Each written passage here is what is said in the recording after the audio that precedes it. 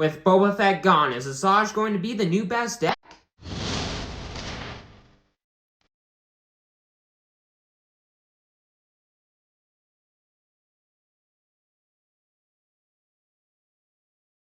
Hello and welcome to the table, and today I'm going to be doing a deck tech video for Asajj Ventress, the new Boba Fett, the new potentially best deck in the game. So yeah, let's get into things, starting off with Asajj Ventress herself, the front side, and just, it's not a ton to look at face value. It's a cunning, villainous leader that, as an action, you can exhaust her, attack with a unit, gets +1 power for the attack, only if you've played an event this phase.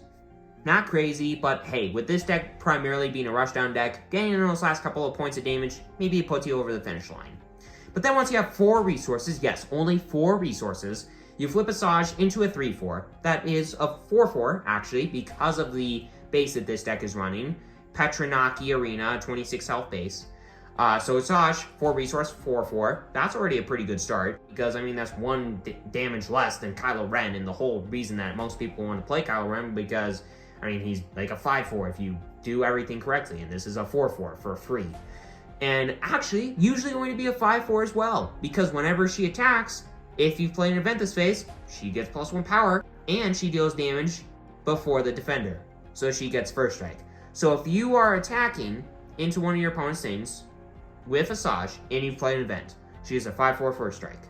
What? Yeah, it is nuts. It is nuts. Simply put, it is nuts. In addition to the rest of this deck, because yes, while you only get access to 2 aspects in this deck, realistically, these are the 2 best aspects in the entire goddamn game. So let's get into things. Starting things off, I got Snapshot Reflexes. Only a 2 of in the deck, but it's a 1 resource upgrade that gives a +1/+1 power buff, and whenever you play it, you can attack with the attached unit. And yes, that can be vehicle units too. You can put this on a vehicle unit, which is something noteworthy, and I'll get to here in a sec. But yeah, that's just a good card. It's like a slightly worse but slightly better surprise strike because it's permanent. It's a little bit less damage, but again, it's permanent, and it gets a little bit of a booty buff. And it can be good for Asajj because it can make her a little bit harder to kill, you know? It's good. Then there's Crafty Smuggler, 2 resource, 2/2 shielded. I mean, if you're playing double yellow, and this is not one of the units that you're playing, what is wrong with you? Then there's Dr. Epizin, a 2 resource, 3/3 shielded, with the unfortunate bounty of readying up to 12 resources. So yes, it is a better Crafty Smuggler. However, if your opponent does wind up killing this, which isn't too hard, but also not too easy to do, then they can get quite a bit of value. But I mean, generally speaking, this card is just nuts. Let's be honest, especially in a rushdown deck like this, it is just nuts. Speaking of a card that's just nuts, Separatist Commando, a 2 resource, 2/3, that while you control another Separatist unit, this gets raid 2. And with Asajj being the only Separatist thing in the deck, this isn't going to have raid 2 all the time, but when you have Asajj out, which is going to be pretty early usually, this is a 2 resource, 4 powered attack, which is just kind of nuts, in addition to Asajj being a pretty good beat stick. So yeah, it's just a good card. Mercenary Gunship, another just good card. A 2 resource, 3/2 space unit that is a 2 resource, 3/2 space unit. I mean, like, it doesn't really have a downside. Yes, it does have the action for 4 resources. Any player can activate this, but as an action for 4 resources, you can take control of this unit. Your opponent can take control of this unit. But for 4 resources, I mean, that is taking out a lot of their turn. I mean, that is getting rid of so much of what they could do on their turn just by getting rid of a 3/2 space unit on your board that you can take back by, well, yes, also having to spend 4 resources. But still, Mercenary Gunship is a really good card. I didn't think it was at first, but after playing around with this, it's good. It's good. Your opponent doesn't take this very often, and if they do, you're usually feeling pretty good about it. Then there's Surprise Strike, a 2 resource event, first event in the deck, and it says attack with a unit, gets +3 power for the attack. Similarly to a lot of the cards in this deck, especially in a rushdowning sense, if you are not running this card and you're playing Cunning, what is wrong with you? Are you on something? In a similar sense, No Good Me Dead. If you are not playing this, in this aspect combination, there is something wrong with you. There's something wrong in your head, because this is a 2 resource event as well that exhausts a unit, and that unit cannot ready during the regroup phase. I mean, come on. This card's just so good. It's some of the best interaction in the entire game, and you can play it as early as turn freaking 1. So yeah, good card. Then there's Breaking In, 2 resource, only a 2 of in the deck, but it's a 2 resource event that attacks or forces you to attack with a unit, gets +2 power for the attack, and Saboteur. It's like a surprise strike. It's slightly worse, but it gives out some Saboteur, which can be important if you need to get across the finish line and your opponent has those pesky Sentinel things out. Then there's Jetpack, a 2 resource, 1 of upgrade in the deck that gives a +2 power buff to the attached non-vehicle unit, and whenever you play this, you give a shield token to the attached unit, but that shield token does go away at the end of the phase if it, wasn't already destroyed. This also does have Smuggle for 4 resources, so primarily what you're wanting to do with this card is resource it, and if you need to give this out to Asajj or an important unit, boom, there you go. You can give out some protection.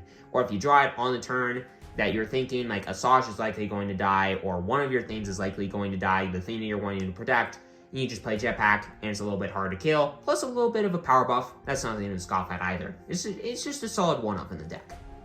Then there's Bodhi Rook, 3 resource unit, 3/3. Whenever you play it, look at the opponent's hand, and you discard a non-unit card from it. It's only a 2-of for the reason that it can't be any card. But, I mean, it's still very good because Asajj is very prone to a certain card called Takedown, which destroys a non-leader, or destroys any unit that has 5 or less remaining HP, which Asajj, even with something like a Snapshot Reflexes on it, has 5 or less remaining HP. And Bodhi Rook is like, hey, you know that takedown in your hand? Let's get rid of it. But not every deck plays stuff like that, like early interaction like that, so this is only a 2-of for that reason. Then there's Toro Calican, a 3 resource 3/5, that whenever you play another Bounty Hunter unit, which haven't seen any yet, but trust me, you're going to see them here soon, you can deal 1 damage to this unit and then ready it. Only once around though, but still, I mean, getting to attack with this, play a Bounty Hunter unit, ready this, attack with it again, I mean, that's not a bad thing. Not really, especially looking at some of the stuff in this deck, like Surprise Strike, Breaking In, something I'll talk about here in a little bit, especially with something that we'll talk about here in a little bit. But yeah, Toro Calican is a little bit stupid, let's be honest. Then there's 7 Fleet Defender, which, speaking of good cards, here's another one, 3 resource, 3/2, shielded space unit. What do I have to say to kind of, like, explain why this card's in the deck? Similarly to Lurking Type Phantom, 3 resource 2/2, raid 2, space unit, that cannot be captured, damaged, or defeated by enemy card abilities. 7 Fleet Defender, Lurking Type Phantom, they are a match made in heaven. I mean, it's like, why would you not play these cards in this aspect, or this combination of aspects? I don't know.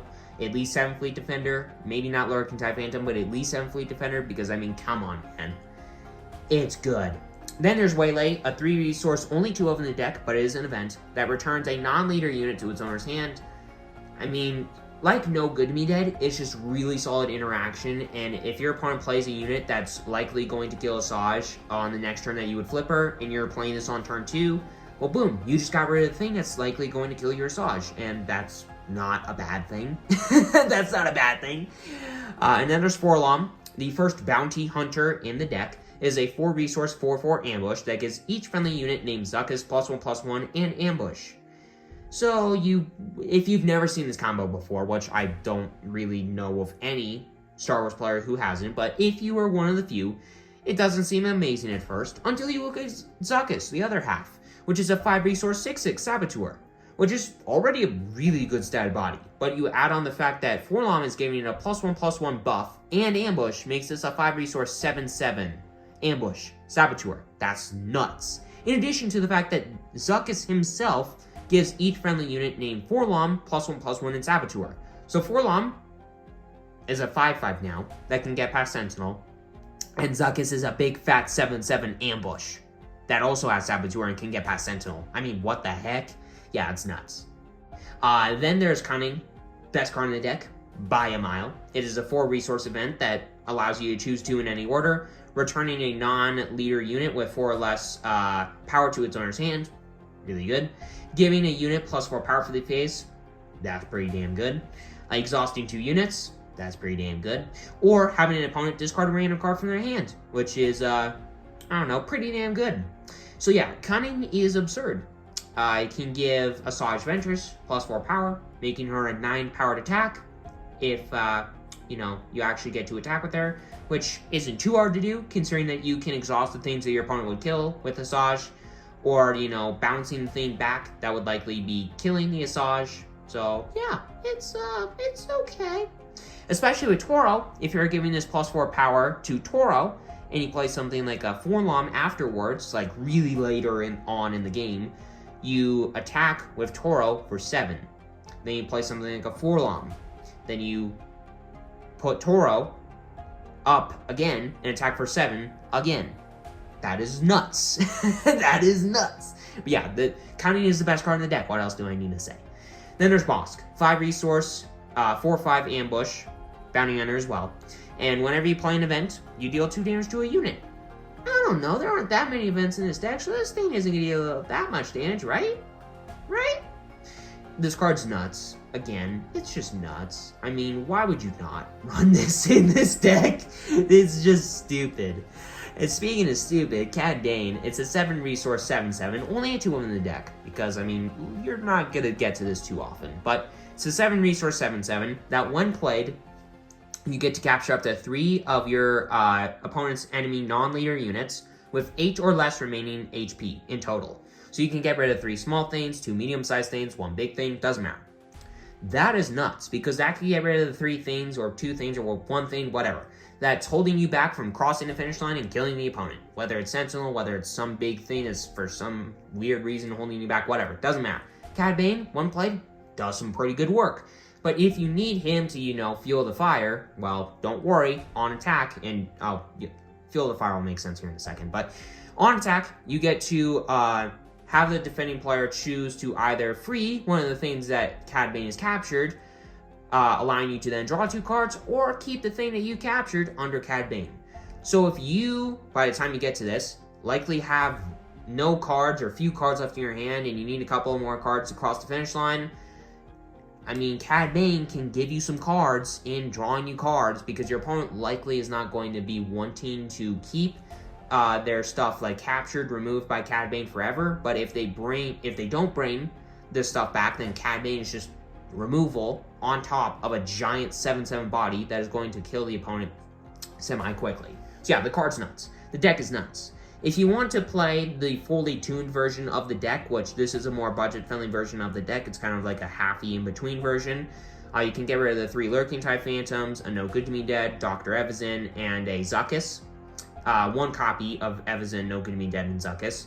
And put in 3 copies of, there are 2 of them now, which is a broken card in this deck, and 3 copies of the Boba Fett unit, which is another broken card in this deck.